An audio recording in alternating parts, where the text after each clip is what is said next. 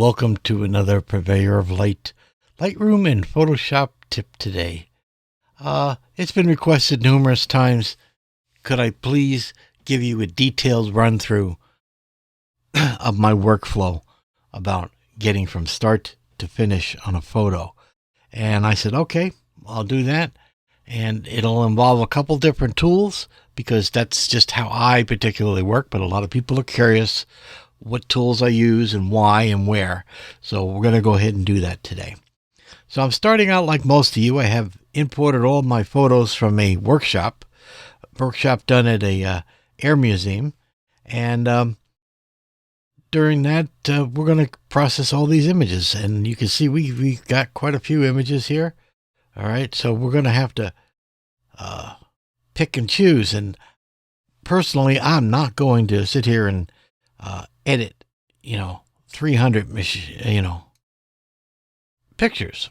It's just not going to happen because half of them are going to be no good or not up to my standards. Or other ones are going to be like, it's just not worth doing editing on.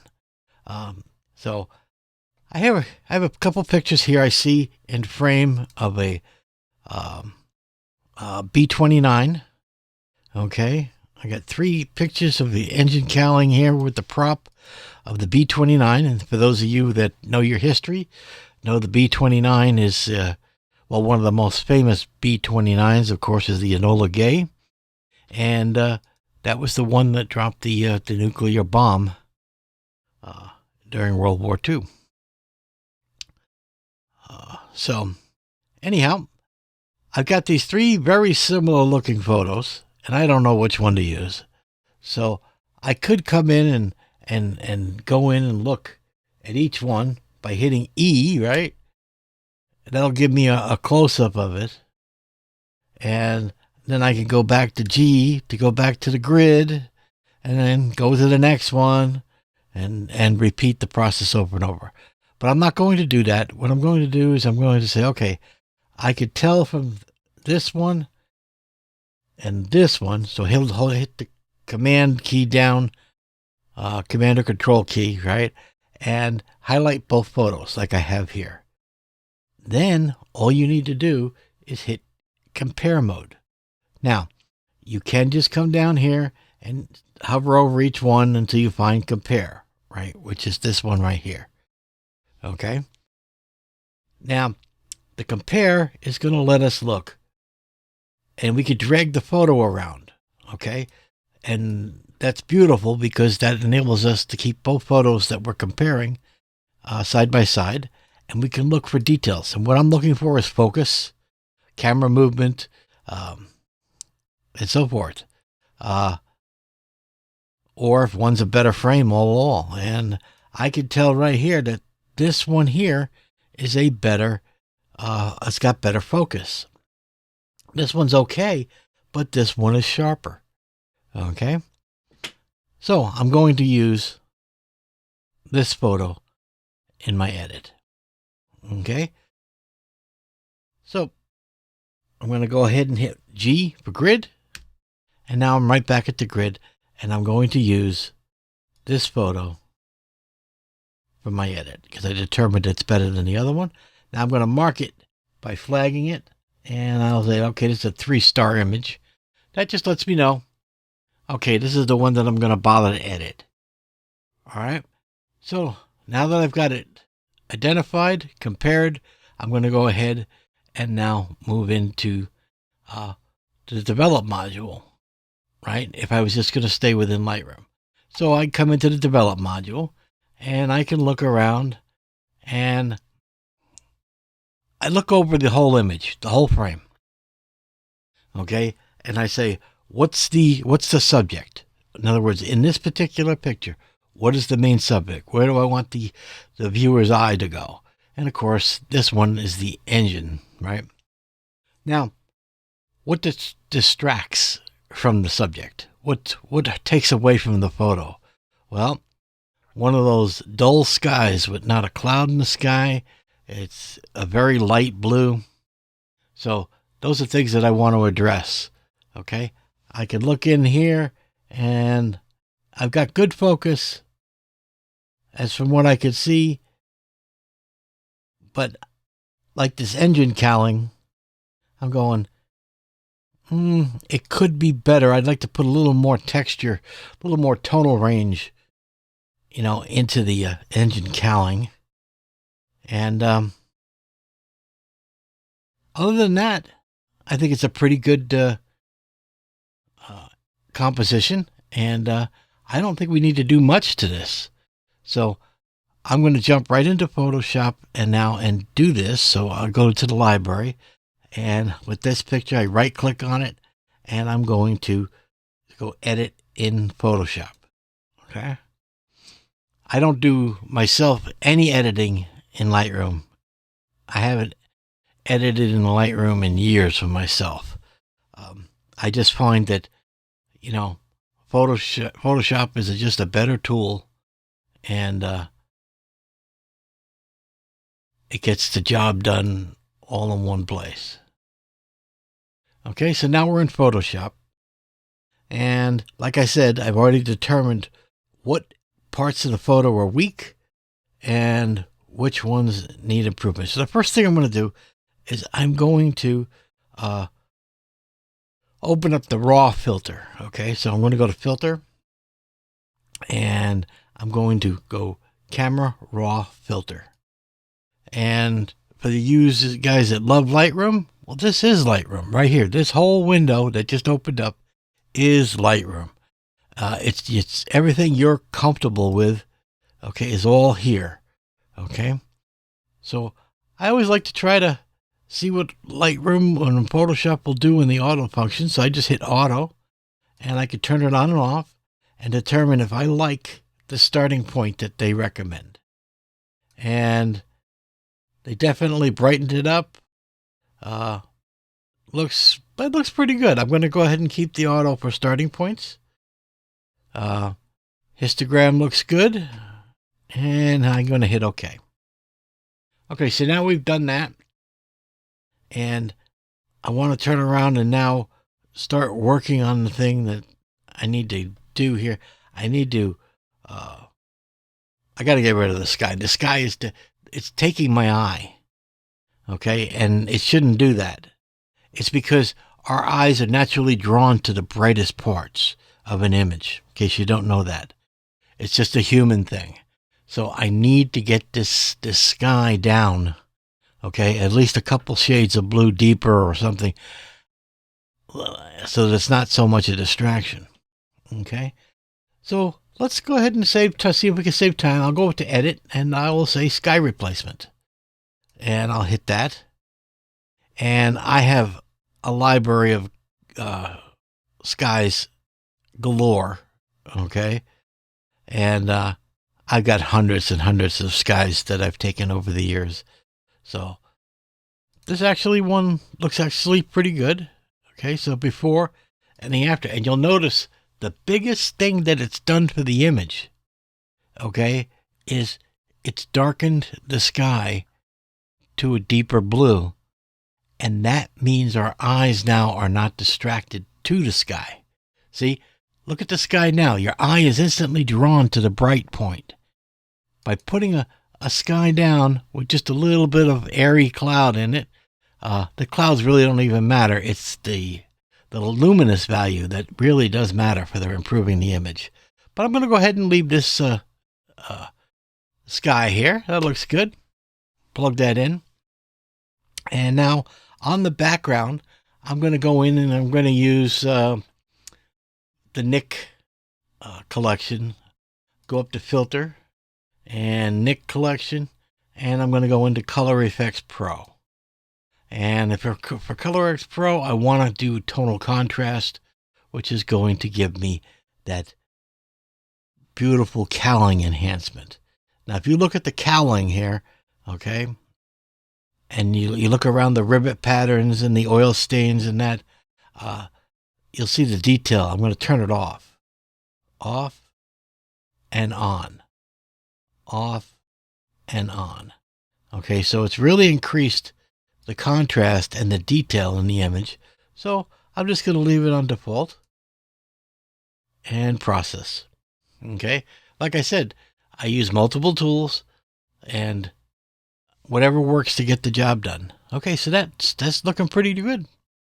Okay, and I'm going to call this image done. I'm happy with the results, and yeah, I'm happy with the results. So I'm going to go ahead and hit save, and that's going to update Lightroom automatically. Waiting for it to save right now. It's a little slow because this was a large raw file. And all right, so we're done. So now you'll see that we're going to have a updated photo right here. And it's made a virtual copy. See, it says 1 of 2. That's so that we can know that the original has been altered and there's a copy of it. If I wanted to look at this larger, how would I do that? I could come down and use the loop view this way, right? But that's for amateurs, right? We don't use buttons and menus. We use hotkeys. So we're going to hit E on the loop, and that's going to bring us in screen. And if we want to go back to the grid, G for the grid. So E for the loop. I'm telling you, you're going to become a fan of hotkeys. And there's not that many to memorize. Okay, you don't need to remember 100 of them. Just, about a dozen or so total. And I think this is looking pretty good. Now, you notice the sky is nothing obnoxious. It's just enough to bring it down. Now, if I take the 2 images that I had originally, which were virtually identical frames, and I select that, and I then compare. Now, how would I compare? I could come down here and hit compare, or I could hit the letter C, which is going to give me the comparisons. Okay? So on the right, this is what we started with, and this is the left is what we wound up with. I think you could agree that just the biggest improvement we did was just simply darkening the luminance value of the sky. Okay? And now we put the engine as our main subject and detail. And we brought a little total contrast in that. And I think we're good. So how do I get back to the grid? That's right. Hit the G button. And I'm back to the grid. Okay, so now one more step in my quirkiness. Okay, so I've edited this. I've selected my images. I've culled which one was the best. I went ahead and edited it. Now I want to publish it to Flickr online. So that's my last step. All right, so last thing we do here is we select the photo, right-click on it, and I'm going to say Show in Finder. This way I don't have to navigate my hard drive. And there it takes me right to the PSD that we made in Photoshop. And now we're good. I just take that file and I drag it and drop it on Photo Mechanic. Okay. Photo Mechanic opens up that folder by default. And I'm just going to say, give me the selected. And in this case, it's only 1. Now, why? Because Photo Mechanic has just been my go-to tool for doing metadata for years. And I can't find a better product for it. So if I open it up, I can get a big view on it. And I can now look at the metadata that's on there. Okay. The only thing in there right now is that it was shot on a Canon 40D. All right. So we're going to hit the metadata tab, and we've now got the template. And you can remember, this is a big template, right? I want this, and I want to take the time to do this, right? I culled my images, I edited my image, and now I'm going to put my metadata in so that I can find it in the future, so that I can upload it and have it online, all the information. So I'm going to start out by using my template that I have made, and it puts the year that the photo was made and the headline, keywords, and so forth. So now the headline, this is the B29 Super Fortress. So it's going to put that in the headline. And I could put some keywords in if I wish. All right, so let's just, for heck of it, B29. And if I want to put additional things in, I can. I can put as many as I feel useful. And when I'm happy with that, okay, I could even put the word prop in there if I want. Propeller. And I can go on. If there was a person in the image and so forth, I can fill all it out. But that's all I'm going to do for this image. And I'm going to hit OK. All right, so the next thing I wanted to do is I said I wanted to put it up on the social media. So I'm going to hit the number 2, which is going to color code this. And that's my personal color code is this image is going up to Flickr. So I right click and I say upload. And I get this template here. I can put it into an album if I wish automatically. And in this case, I do. So I'm going to put it in aircraft folder. All right. And I'm going to hit send. And all that, it's going to write all the metadata. It's going to save it as an update to PSD. It uploaded it. It's done. Okay. So now, let me go to Flickr for you and show you here. Bring that over to this window, and I will bring up my photo stream, and there's the updated photo. Okay, and I can open it up, and you can see that it is already filled out the title, the copyright, all the exit information. It's put in the album, aircraft. It's put in the keywords automatically into Flickr, and it's online, ready to go. And that's my process, my workflow for working with photos. Okay? So again, I've probably bored you to death, but that is my workflow. So I use Lightroom to import into. I use Photoshop to do the edits.